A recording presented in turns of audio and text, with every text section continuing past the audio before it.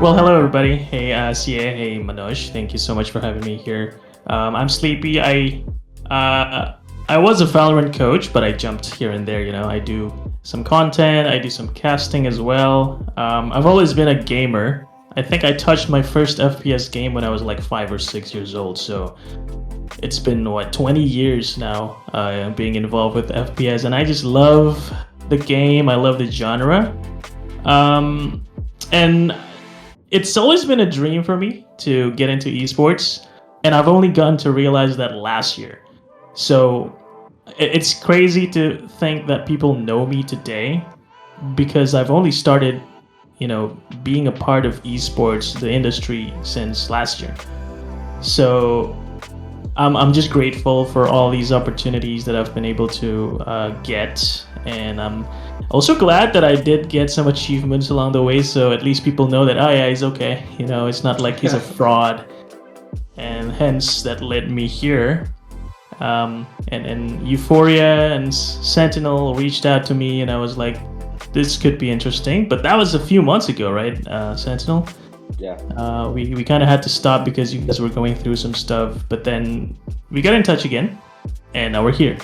I did reach out to many different coaches. I spoken to a couple of European coaches, NA coaches, and I've got some incredible offers, ridiculous numbers, and all that. But again, it all comes down to the fact, how comfortable are we with that guy? Does that guy also share the same vision what VLT has? Me as a org owner is pretty simple task for me. My vision is to put India on world stage. That's it. There is no other thing for me. My targets are very simple. So is the coach also sharing the same thing? So that found that marriage, it was very difficult for me to find in this real world scenario. So we kept on looking and all that, but Anuj already saw your streams. But then Anuj messaged me saying that, Anna, just watch his streams when we play once and let me know what you think. And it's almost like you're reading the mind what Anuj reads, what could have been done better and all that. You've told exactly the same. And we said, this guy is thinking the same way that we are thinking, and he's not talking about the other stuff, he's talking about the in-game stuff which needs fixing, which needs tweaking and stuff, which is what we are looking at. We don't want something we have to start from scratch. We don't want to do that. How do we do things that we do better? And that was exactly what you were saying. Because you mentioned something about not building things from scratch, and I feel like that's important because when I looked at VLT, the feeling that I got was it wasn't this team needs to be rebuilt. No, the feeling that I got was that, they're good. They have the mechanical skills. They have some idea of how to play the game right, but they're just missing details that I feel like can easily be fixed as long as someone is there to help them see the direction. That is what I do primarily when I was coaching my previous team in Alter Ego. I basically just help the team realize things that they don't see in the game because they're so busy playing, right? Building systems and fundamentals into a team will take some time. And I feel like it's a waste if you bring me in full-time right away, right? In terms of, the pay, maybe. You're paying me full-time, but for me to do what? Just VOD reviews and stuff like that, that's not worth it. So Sentinel, I said to him, why don't you bring me part-time?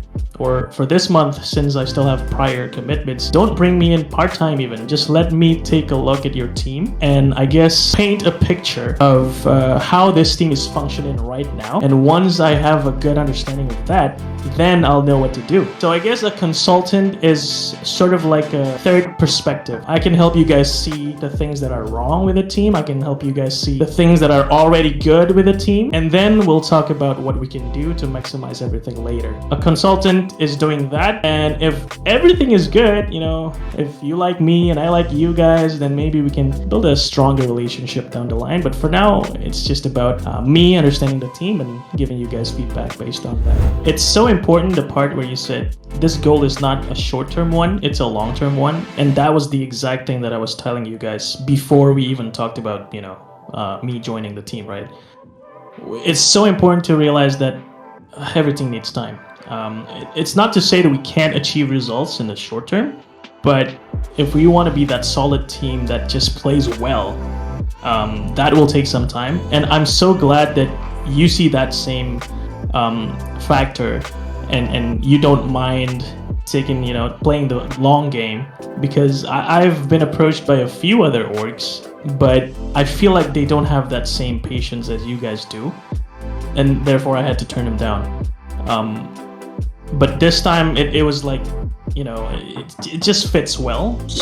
We have that same vision, we have that same understanding that this will take some time, and you guys are telling me that you guys have that time. So I thought, okay, maybe this is where I can have an impact. The first and foremost is my long-term vision is obviously to put this team or an Indian team on world stage. Okay, then it comes down to what team is it. So the team consists of playing five. Who do you think are those playing five who can make it happen for you?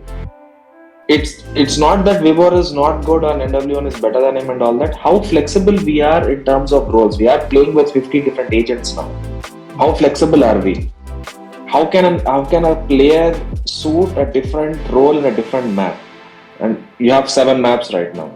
So how flexible are we, in that approach? So in that you need to understand which is the good playing five going forward. And then what is that the team needs in terms of assistance?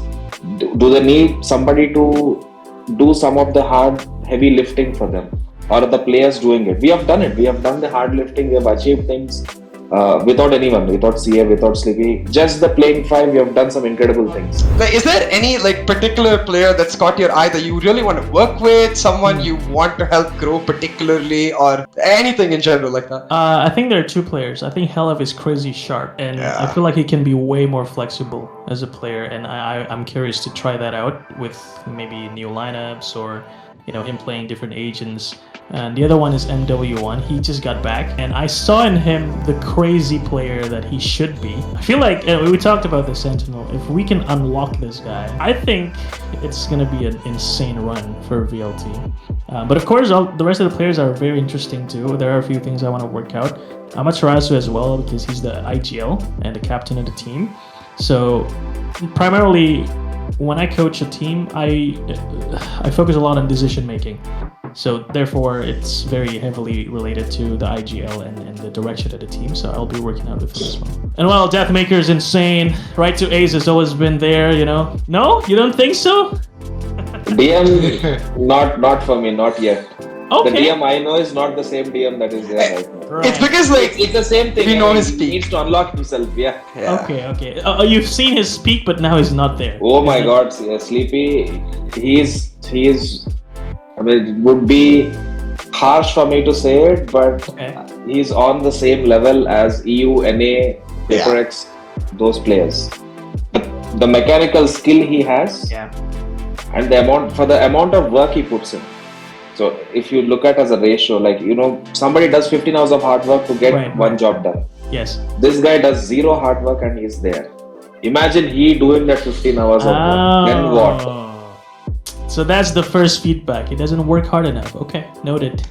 So it's like that. So every player has a story. Yes. Where I know what they can do. Yes. What they are doing right now and what's stopping them from doing it. Yes. So obviously you will also know it within a week. It's not a very big task. Half the chat knows it.